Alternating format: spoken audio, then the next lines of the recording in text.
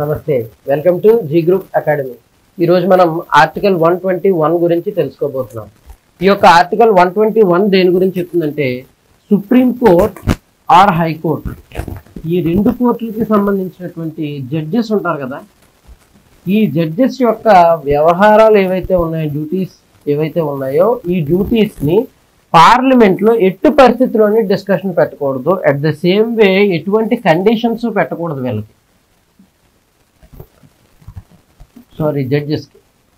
పార్లమెంట్లో వీళ్ళ వ్యవహారాల గురించి, వీళ్ళు ఏం చేయాలి ఏం చేయకూడదు అనేటువంటి డిస్కషన్ అనేటువంటిది జడ్జెస్ మీద పార్లమెంట్లో పెట్టకూడదు.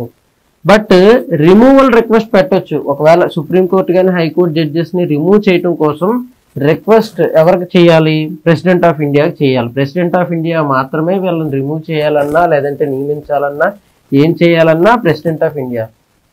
ఈ ఆర్టికల్లో మనం ముఖ్యంగా గుర్తుపెట్టుకోవాల్సింది అయితే మాత్రం, పార్లమెంట్లో చాలా డిస్కషన్స్ జరుగుతాయి కానీ సుప్రీంకోర్ట్ అండ్ హైకోర్ట్ జడ్జెస్ మీద మాత్రం ఎటువంటి డిస్కషన్ జరగకూడదు. Okay, thank you.